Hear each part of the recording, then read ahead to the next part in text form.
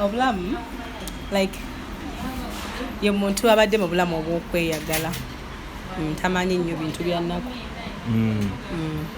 Okweyagala ng'otegeeza ki? She has been a party person.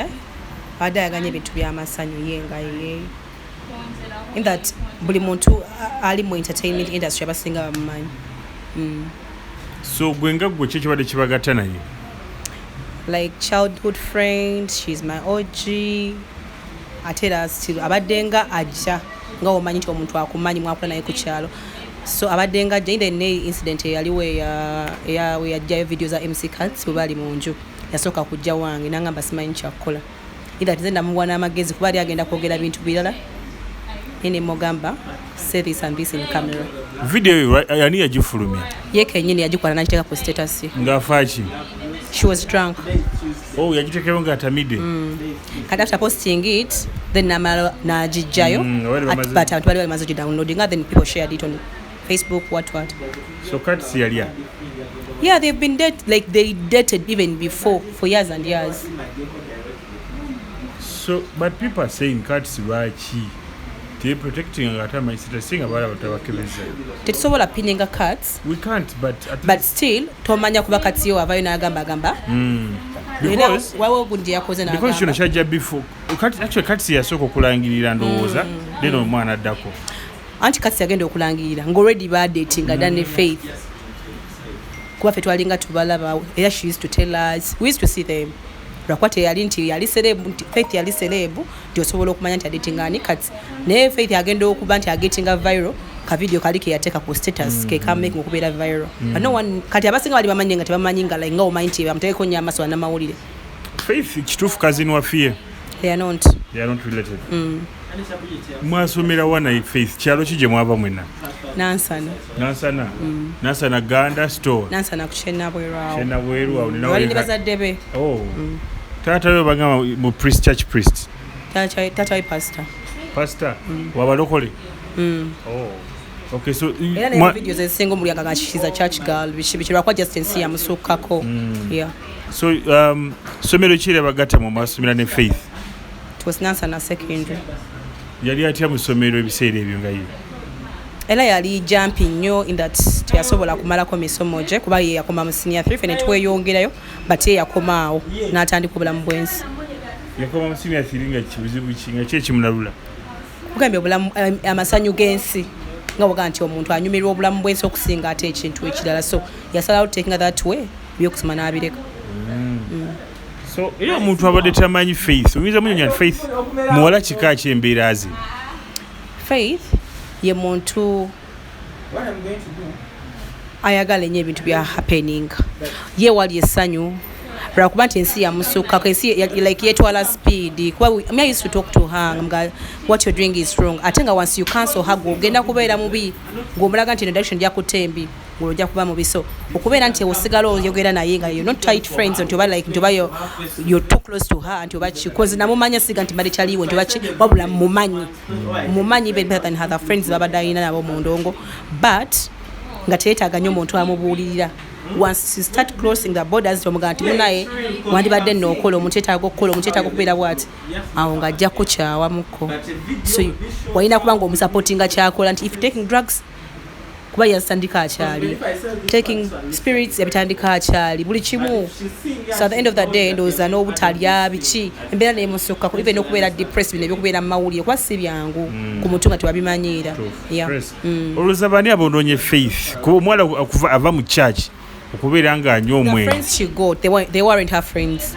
That's why ntinewe afuna ekizibu kino ekyokuba nti ya exposing Cuts we yateekayo video eyo era yaddukira ku nze gwamanyi kyaliwe nze gwe yajjaawo yali bonna bamujjako interview abasinga bamusanga ku dduuka lyange.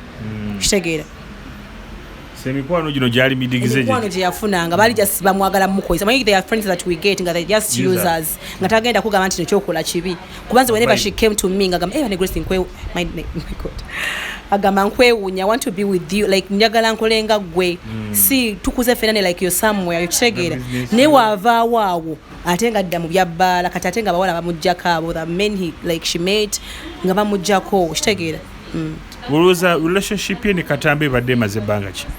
baludde nga beeyagala emaze nga like 6 years or like yeah. So kyekyaletera ekiro kino kwakubasting oba okwonooneka Faith exposing okola video eyo kuba bayinza okuba bali baprotecting abayinza okuba yes nga kati byaga nti ye takozesa nk'omuwala nga takoze ki kiyinza okuba kyali bwe kityo kuba kati kyewunyisa kati Faith nakawere ddala alimu eyo mbeera alina omwana wa myezi nga 7 ku 6 mwana wani tumanyi dadi we sijjaga nti dadi we nti yono oba yooli naye alina omwana omuto baby wa myezi so tugambe era katamba kitegeera so that's it so katamba tugamba ayinza okuba bambi yadde katamba jasobola kuba nti face eri mu bantu ate era ne mukali ka video era baali bombi so that's why they are pinning him nenga tomanya nenga there are some men behind that abasajja bangi ze bemanyi n'okumanya but I can't expose them there are so many badije bangi mu Kampala abayimbi bangi so lwakuba nti kati musajja watu bagambe enkoko enjoli gye bakuba amayinja yeah okay so Faith was ayambiddwa atya okuva mu mbeera eno what they did because badde nga mutwala mu rehab family ye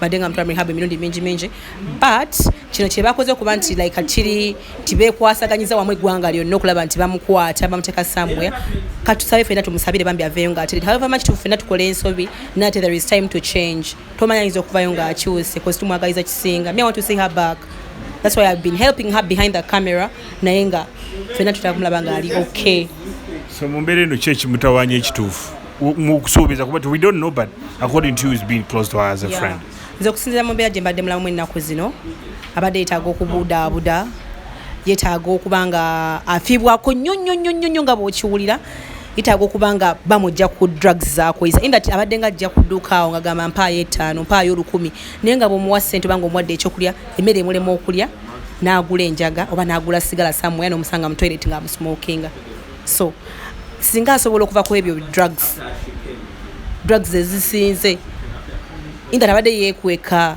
ng'azinywa so singa asobola mukama natuyamba nava ku drugs ajja kutereera so drugs ezisinze omumukosa besides depression besides what because there are so many people are depressed bangi buli muntu alina ebizibu naye ebizibu tebikusindika kuba nti okola ki okozesa drugs yeah so any kind of advice to fellow girls out there abali mwimbi mu mbeera eno abala bonna abali mu mbeera eno naddala ba youth abaana bakyali ku campus abaana bakyasoma mu high school Makinde Salama Munyonyo Kansanga Kololo you girls obulamu bunyuma naye bambi to enjoying with purpose tuleme kwemalamu nnyo na bulamu bwansi eno because at the end of the day obulamu kintu kikulu twetaaga okubeera obulamu kati n'ekirala abaana abato abasinga aba youth abasinga obulamu babulabya nnyo myaka 2 myaka 3 tulina okulaba like mind about your life myaka 4 maaso myaka 3 maaso then unaye kenyine ofuna ekyokuyiga then n'ekirala tube nga tutya nnyo Katonda because olwe wange unakyo kyokola like ngo you doing something unakyo otyamu